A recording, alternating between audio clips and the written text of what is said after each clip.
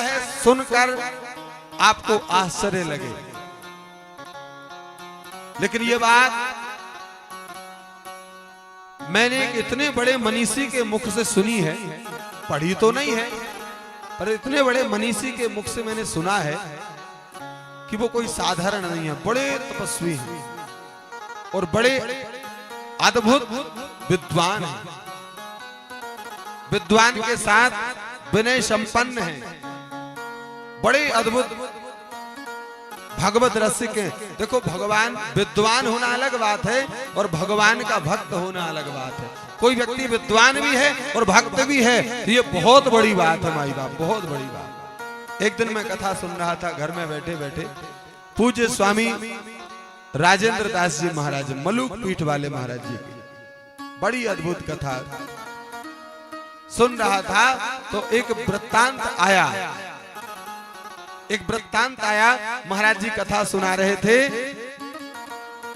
भक्तमाल कथा चल रही थी, महाराज जी कहने लगे कि देखो, वो प्रसंग चल रहा था कि ब्रह्मा विष्णु और शिव, बोले इनमें अंतर नहीं है, बिल्कुल अंतर नहीं है, ये तीनों एक हैं। कथा कहते कहते महाराज जी कहने लगे, बोले और इन तीनों का एक अगर किसी को देखना है तो मूल तत्व शिव है। बोले शिव ही ब्रह्मा बन के सृजन करने लगते हैं, शिव ही नारायण बनकर पालन करने लगते हैं, और शिव ही अघोर संहारक बन करके और संहार करने लगते हैं। और फिर महाराज जी कथा कहते कहते भगवान शंकर के स्वरूपों पर आ गए। भगवान शंकर के स्वरूपों के बारे में वर्णन किया महाराज जी ने कि भगवान शिव के स्वरूप बड़े अद्भुत हैं। हम लोग कौन सा स्वरूप ज्यादा जानते हैं? भगवान शंकर भस्म में लपेटे रहते हैं, नाग गले में डले रहते हैं, एक हाथ में डमरू एक में त्रिशूल रहता है। ज्यादातर हम लोग यही चिंतन करते हैं महाराज। अब कोई कई जगह देखा भगवान का स्वरूप कैसा ही हो महाराज, आड़ा टेढ़ा भेड़ा चपटा, कैसा भी ऊंचा नीचा दुबला पतला, गले में शंकर जी लिपट गए, उनका शंकर जी, अगर चेहरे से बिल्कुल ना लगे कि ये शंकर जी, देखने में बिल्कुल ना लगे शंकर जी, हाँ गले में सांप ढलो है मतलब शंकर जी। भगवान शंकर के स्वरूप का वर्णन करते करते और भगवान पशुपतिनाथ के स्वरूप का वर्णन जब पूज्य महाराज जी करने लगे, तो भगवान पशुपतिनाथ के बारे में इतना वर्णन किया। सबसे पहले वर्णन किया भगवान पशुपतिनाथ की महिमा, भगवान पशुपतिनाथ की दर्शन, ध्यान, पूजन, जप, तप, सत्कर्म, बोले जो भी मनुष्य करता है, बोले उसके अंदर से पशु बुद्धि चली जाती है। ये बात छोटी मोटी नहीं है हमारी बात, बहुत बड़ी बात है।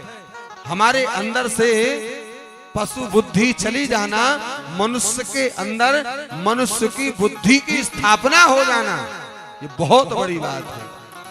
और नहीं तो शास्त्र कहते हैं, पुराण कहते हैं, ये संसार में भैया चार पांव वाला तो पशु है ही, लेकिन ये दो पांव वाला जो मनुष्य है, मनुष्य रूपेण मृगाश्चरन्ति, कहा जो मानव तन पाकर, जो मनुष्य शरीर पाकर भगवान महादेव का भजन नहीं करता, भगवान महादेव की चरण शरण नहीं लेता, बोले ऐसा जीव, दो पांव वाला मनुष्य आदमी मानव नहीं है, बोले तो बोले पशु मृगा के समान है, मनुष्य रूपेण मृगाश्चरन्ति। कैसे?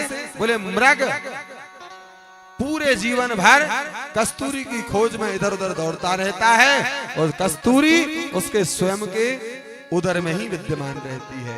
उसी प्रकार भगवान परमात्मा का सर्वस्व, भगवान परमात्मा की कृपा का पात्र बनकर आया हुआ मनुष्य संसार में भटकता रहता है, और भगवान परमात्मा उसके अंतरात्मा में बैठा रहता है। वो देखता है कभी तो इसे मेरी याद आए, कभी तो मेरी ओर देखे,